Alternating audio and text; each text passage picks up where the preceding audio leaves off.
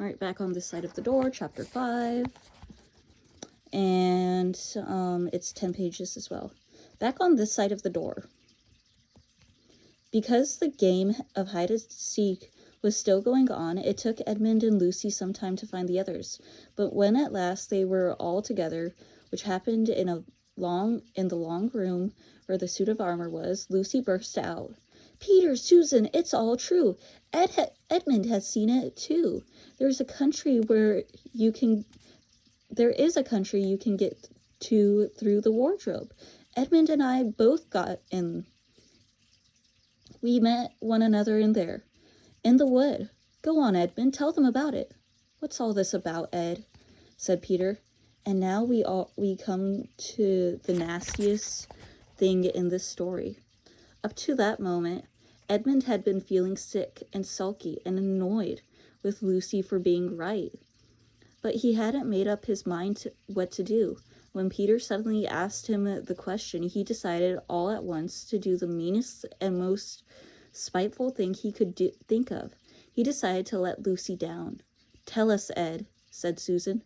And Edmund gave a very superior look, as if he were far older than Lucy.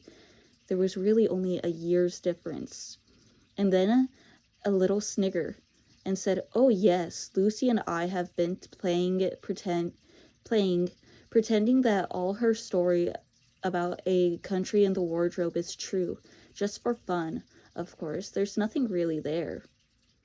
Poor Lucy gave Edmund one look and rushed out of the room.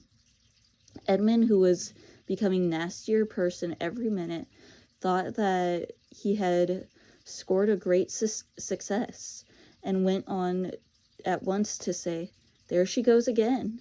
What's the matter with her?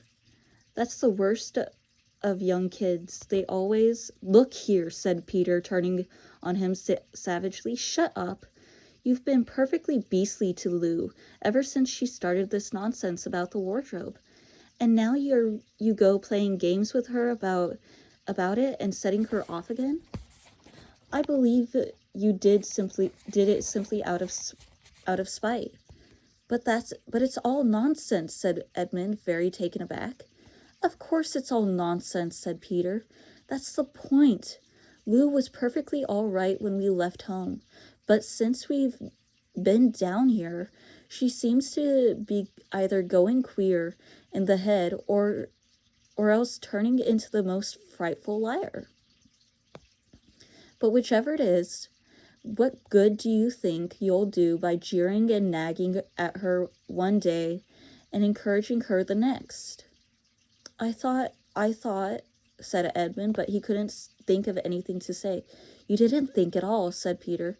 "It's just spite. You've always liked being beastly to anyone smaller than yourself. We've seen that at school before now." "Do stop it," said Susan. "It won't make things any better having a row between you two. Let's go find Lucy." It was not surprising that when they found Lucy, a great deal later, everyone could see that she had been crying. Nothing they could say to her made any difference. She stuck to her story and said, "I don't care what you think, and I don't care what you say. You can tell the professor, or you can write to Mother, or you can do anything you like. I know I've met a fawn in there, and I wish I'd stayed there, and I wish I'd stayed there. And you all are beasts. It was an unpleasant evening. Lucy was miserable, and Edmund was beginning to feel that his plan wasn't working at all, as he had expected. The two older ones were really beginning to think that Lucy was out of her mind. They stood in the passage talking about it in whispers long after she had gone to bed. The result the next morning, they decided that they really would go and tell the whole thing to the professor. "He'll write to Father if he thinks there is really something wrong with Lou," said Peter. "It's getting beyond us."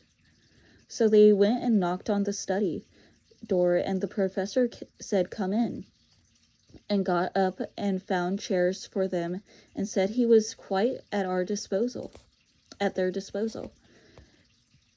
Then he sat listening to them with the tips of his fingers pressed together and never interrupting till they had finished the whole story. After that he said nothing for quite some time. Then he cleared his throat and said the last thing either of them expected. "How do you know," he said, "that your sister's story is not true?" "Oh, but," began Susan, and then stopped. Anyone could see from the old man's face that he was perfectly serious.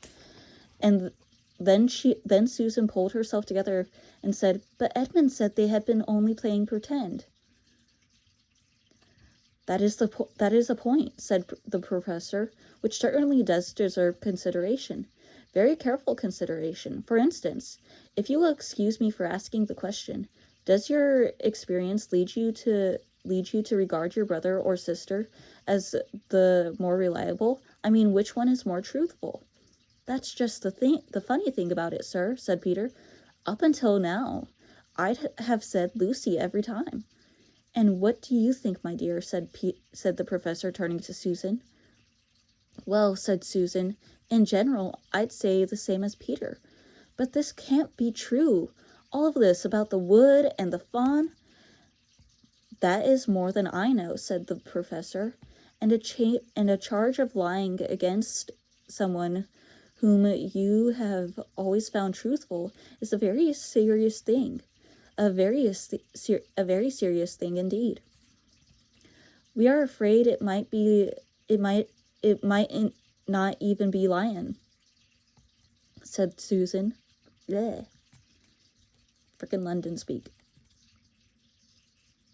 "We thought there might be something wrong with Lucy. "Madness, you mean," said the professor quite coolly. "Oh, you think you can make your minds easy about that. One has only to look at her and talk to her to see she is not mad."